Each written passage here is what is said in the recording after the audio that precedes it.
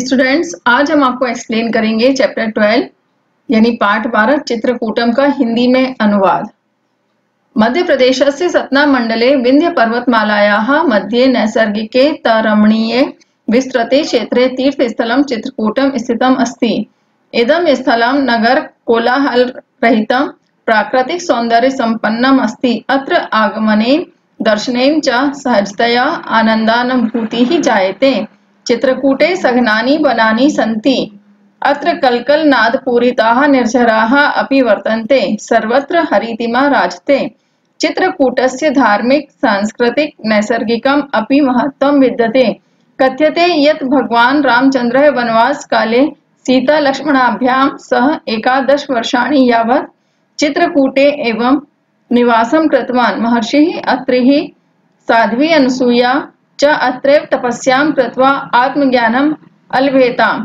जनश्रुत्यानुसारम् अत्रैव अनसूया ब्रह्मा विष्णु महेशानां स्वतपसा बालरूपेण साक्षात्कारं कृतवती। अत्र अनेकानि दर्शनीयानि स्थलानि सन्ति यथा, यानी इसका हिंदी में इस तरह से अनुवाद है कि मध्य प्रदेश के सतना जिले में विंध्य पर्वतमाला के बीच में प्राकृतिक अति मनोहर और विस्तृत क्षेत्र में यानी बहुत बड़े परिक्षेत्र में तीर्थ स्थल चित्रकूट स्थित है। और यह स्थल नगर के शोरगुल से रहित यानी शहर का जो शोर होता है उससे दूर प्राकृतिक सौंदर्य से संपन्न है।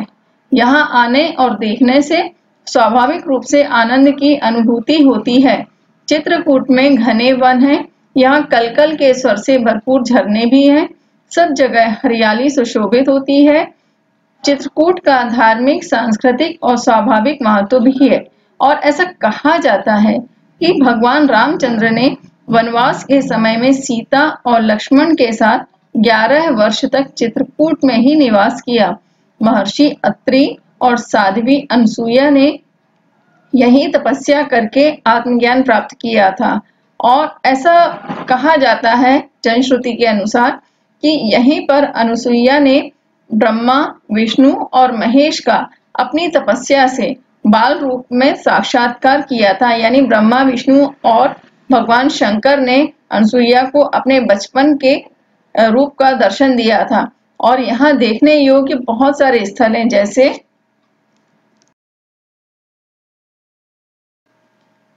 रामघट्टः, मंदाकिन्याः तटे रामघट्टः अस्ति।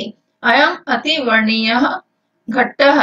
अत्र साधूनां महात्मनां तीर्थयात्रिणां च प्रायः संवर्धः भवति।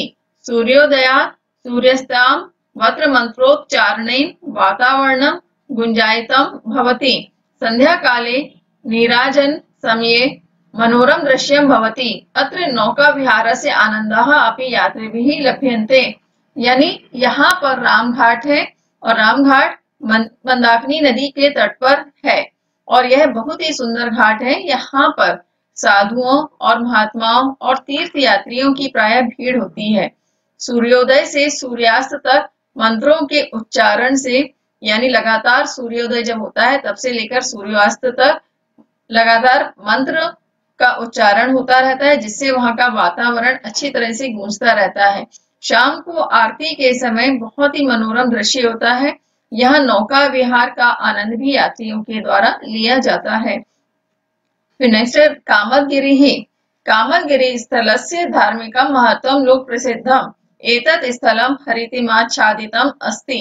अत्र श्रद्धालवः भगवतः रामस्य प्रतीक स्वरूपं चरण चिह्नं पूजयन्ति। मान्यता अस्ति यद् भरतः अयोध्यावासिभिः सह रामं पुनः अयोध्याम् आनेतुम् अत्रैव प्रार्थितवान्। अत्रैव समीपे भरत मिलाप मंदिरम अस्ति। कामदगिरेः प्रदक्षिणाः जनैः क्रियते।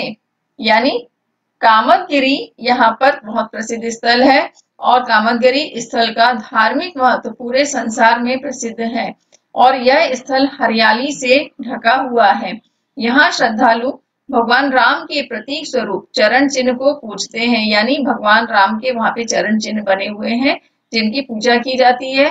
और ऐसी मान्यता है कि भरत ने, जो भगवान राम के भाई थे भरत, उन्होंने अयोध्या वासियों के साथ भगवान राम से पुनः अयोध्या आने के लिए यही प्रार्थना की थी। यानी जब भगवान राम वनवास का समय काट रहे थे यहाँ पर, तब भरत उन्हें मनाने के लिए यहाँ पर आए थे और यहीं पास में भरत मिलाप मंदिर है। कामदगिरि की प्रदक्षिणा यानी परिक्रमा लोगों के द्वारा की जाती है। जानकी कुंडम रामघट्टात् नाति दूरम एव जानकी कुंडम अस्ति तत्र नौक्या अपि गन्तुं शक्यते। अत्र मंदाकिन्याः शान्तं जलम् अतीत स्मृति पूरितम् एव स्थिरं भाति। वनवासे सीता अत्रैव स्नानं करोति स्म, अतएव एतस्य नाम जानकी कुंडम इति प्रसिद्धम्। यानी जानकी कुंड राम घाट के पास में ही है और वहां पर नाव से भी जाया जा सकता है। यहाँ पर मंदाकिनी का शांत जल प्राचीन स्मृतियों यानी पुरानी यादों से भरा और स्थिर बहुत ही खूबसूरती से सुशोभित होता है। वनवास में सीता जी यहीं पर स्नान करती थी, इसलिए ही इसका नाम जानकी कुंड प्रसिद्ध हुआ। अनुसूया आश्रमः सघन वन मध्ये अनुसूयाश्रमः विद्यते। अत्र पक्षिणां कलरवः निर्झर झरझर ध्वनिः शीतल वायुः च मनांसि रंजयन्ति। मंदाकिन्याः उद्गम स्थलम् एतेव। अत्र ब्रह्मा विष्णु महेशात्रि अनुसूयादयः तपस्याम् अकुर्वन्। यानी अनुसूया का आश्रम बहुत ही घने वन के बीच में है और यहाँ पक्षियों की आवाज और झरने की झरझर ध्वनि और शीतल वायु यानी ठंडी हवा मन को बहुत ही प्रसन्न करती है। मंदाकिनी का उद्गम स्थल भी यहीं पर है और यहाँ पर ब्रह्मा विष्णु महेश यानी भगवान शिव, अत्रि ऋषि हैं जो, और अनुसूया आदि ने यहाँ पर तपस्या की थी। फिर है स्फटिक शिला। जानकी कुंड समीपे एव विशाल शिला दर्शनीया वर्तते। अत्रैव जयन्तः काकरूपेण सीताचरणे चंचू प्रहारं कृतवान् आसीत् इति प्रसिद्धम्।